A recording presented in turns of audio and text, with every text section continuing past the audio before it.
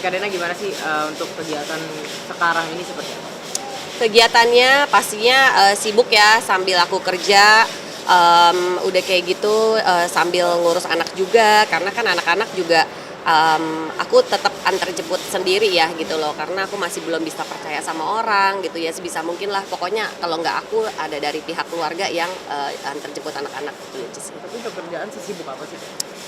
Kerjaan, ya sibuk karena aku tiap, ini juga harus ada kadang di Zoom segala macam dan aku harus ketemu, banyak meeting juga. Nah itu sih terkadang, harus banyak pengertian dari anak-anak aja karena kalau aku izin meeting, kadang kalau izin anak dedek nangis gitu, kalau enggak juga, kasihan ya kalau aku nggak ngomong gitu. Gimana Kak Dena kerja sesibuk itu sambil misalnya ngurusin anak, apalagi anak di rumah ya Kak Dena sendiri. Itu gimana sih? Karena kan anak-anak, kan aku tinggalnya barengan sama mama aku, jadi kita rumah sebelahan. Jadi anak-anak juga kalau makan segala macam udah ada, emaknya, kita manggilnya emak ya, eyang mama gitu. Terus udah kayak gitu selain ada emanya, ada, kakak ipar aku juga, jadi sebenarnya di rumah tuh rame gitu loh. Jadi aku juga nggak khawatir, ninggalin mereka karena ada tetap dari pihak keluarga tetap nemenin. Nah hari ini syuting dan anak dibawa semua nih. Iya, anak-anak dibawa. Nah itu repotnya seperti apa kalau bawa anak-anak? Karena aku udah biasa sih ya, berempat sama anak, yang penting ada mbaknya gitu kan di mobil, karena kan aku nyetir sendiri gitu loh. Jadi udah biasa sih kita pergi kemana mana berempat gitu. Kenapa Kak Dena nggak memilih untuk nggak pakai driver gitu misalnya? Ya itu dia sih, Jadi mungkin independen. iya, mungkin karena belum ada yang cocok, terus udah gitu kalau ada driver kan berarti itu akan memakan tempat di mobil aku yang sekarang kan gitu. Jadi karena anak aku tuh karena, mereka pengen duduk di kursi masing-masing, jadi ya udah ada posisinya, Dede di depan, si kembar di, tengah dan mbaknya di paling belakang gitu sih. Itu posisinya memang Kak Dena yang menentukan atau Enggak, sendiri? mereka sendiri. Pokoknya kalau yang kecil tuh kepengennya di depan dari kecil, dari bayi gitu. Kalau misalnya direbut berantem. Berantem, dia nggak mau itu spotnya direbut sama yang lain gitu sih. Nah Kak Dena untuk anak-anak sudah semakin besar nih bagaimana sih? Anak-anak udah semakin besar, terus semakin banyak, udah semakin pengertian ya gitu loh. Maksudnya pengertian dengan kondisi yang udah ada, dengan, apa namanya, mereka punya ada 2 rumah, ada rumah mamanya dan rumah papanya, udah biasa sih. Dan setiap 2 minggu sekali harus ngikut papanya pergi gitu. Jadi udah terbiasa sih, ya alhamdulillah lah jadi anak-anak, jadi apa namanya, cepet, dewasa ya gitu. Sampai saat ini Kak Dena menjadi independen woman bagaimana? Iya, nggak pernah menyangka sebelumnya ya dan tidak pernah mendoakan atau, berharap seperti ini. Tapi kan ya mau gimana lagi gitu, life must go on dan, aku juga kayak udah nggak ada waktu ya untuk kayak mesti melo-melo atau mesti nangis kayak, apa namanya, meratapi nasib gitu kan. Pokoknya ya jalanin aja dan ternyata sekarang I'm much happier than before gitu loh. Berarti memang tidak rindu juga ke Iya. yang lalu-lalu ya? Iya betul, memang dulu tuh ada kebersamaan ya mungkin, kita, momen-momen itu gitu, tapi ternyata begitu sekarang aku berempat, oh fine-fine aja kok ternyata bisa tuh, walaupun dulu sempat ada ketakutan ya, sekarang ternyata fine.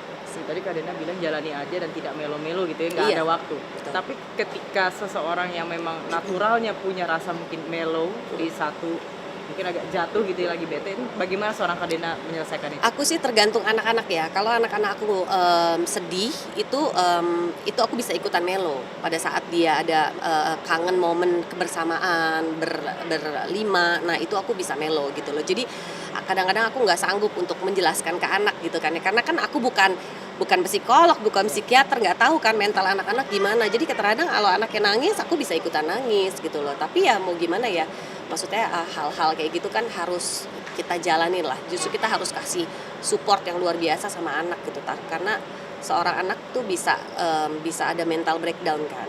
Tapi takut nggak sih Kak, anak-anak tuh sampai bisa berbicara seperti itu tuh ada rasa takut dari Kak Dena atau maksudnya kan tadi Kak Dena bilang sampai ikut nangis juga gitu, nggak kuat untuk ngasih tahu mereka, ujung-ujungnya mental mereka down juga tuh takut nggak? Pasti ya takut gitu loh. Aku juga maksudnya merasa kayak apa perlu ngobrol sama dokter ya atau apalah gitu loh. Tapi ya terkadang mungkin dengan cara mereka nangis terus aku pelukin gitu terus kasih penjelasan ya udah sayang nggak apa-apa yang penting mama nggak akan pernah ninggalin kalian segala macam mungkin itu juga udah cukup ya. Maksudnya porsinya aku cuman sampai di situ aja gitu sih. Tapi seberapa sering sih Kak anak-anak?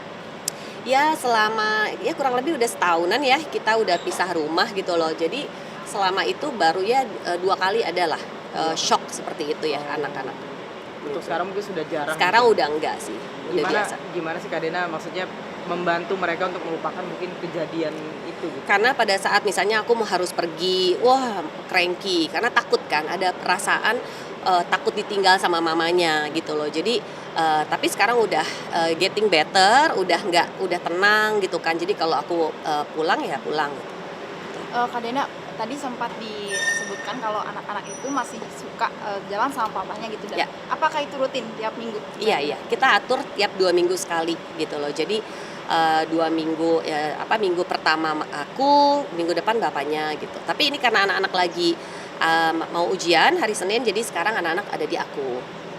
Biasanya kalau quality time nih dengan Kak Dena sendiri, nah itu biasanya ngapain anak-anak dengan Kak Dena? Biasanya kita ke mall ya, tapi ke mall terus kita biasanya staycation di hotel gitu. Tapi terkadang-kadang anak-anak tuh suka ada momen dia mager aja di rumah, pengen chill di rumah gitu loh. Karena kalau di rumah kan enak ya, santai gitu loh. Jadi nggak keburu-buru mesti ngapain gitu sih.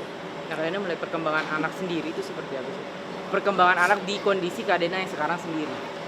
Perkembangan anak itu dia. Jadi aku berusaha untuk menjadikan mereka tuh anak normal lah gitu loh. Jadi aku juga mengurangi, bahkan aku nggak terima dulu endorse buat anak-anak gitu ya, yang untuk produk anak-anak, karena buat aku biar aja mereka tetap kayak belajar, tetap bermain seperti itu. Jadi aku nggak mau mereka ada keharusan kayak harus foto, harus video endorse kayak dulu gitu ya, gitu sih. Tapi sudah nggak ada masalah lagi ya kan dengan mantan. Masalah ya semoga enggak lah gitu loh, maksudnya ya kita lebih baik kita berdamai ya gitu loh, maksudnya apapun yang sudah terjadi biar itu jadi kenangan, dan yang penting gimana caranya kita bisa membesarkan ini anak-anak aja sih. Berarti sekarang sudah total berdamai. Ya aku maunya begitu gitu kan. Pokoknya kita doain aja yang terbaik lah ya. Nah, Kak Dena terkait mungkin permasalahan finansial juga, Kak Dena sempat singgung kan sudah lama ya. Untuk sekarang ini kan Kak Dena bekerja. Dari mantan sendiri seperti apa sih? Ya dia akan memberikan yang dia mau berikan gitu aja sih gitu loh. Aku nggak mau nyebutin nominalnya lagi karena udah capek ya gitu loh. Jadi lebih baik ya kita fokus untuk ke anak-anak ke depannya gitu loh. Maksudnya aku juga terkadang maksudnya silakan loh kalau mau pegang anak lebih dari 2-3 hari nggak apa-apa, silahkan gitu loh. Jadi kita biar sama-sama tahu kalau ngegedein anak gimana, biaya anak per bulannya berapa gitu. Jadi aku juga nggak mau sama-sama lah gitu loh. Berarti sudah saling maksudnya ya backup juga, tidak saling tuntut menuntut kayak waktu itu. Ya nggak tahu lah itu. Itu aku udah komen. Nah Kak Dena, kalau untuk sekolahnya anak-anak nih, kayak tadi dia mau ujian ya, anak-anak udah mau ujian. Itu kalau misalnya dalam ngerjain PR atau mau ujian, sering minta tolong mamahnya nggak untuk kayak bantuin? Iya gitu? pasti. Jadi anak-anak kan ada guru private yang ke rumah. Tapi tetap aja kalau begitu saat mau mereka mau tidur, itu biasanya aku review lagi gitu loh. Mereka apal apa enggak gitu sih.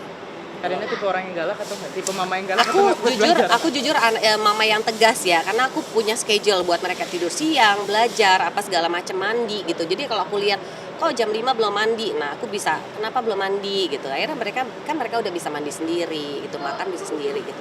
Itu aja sih, tegas lah.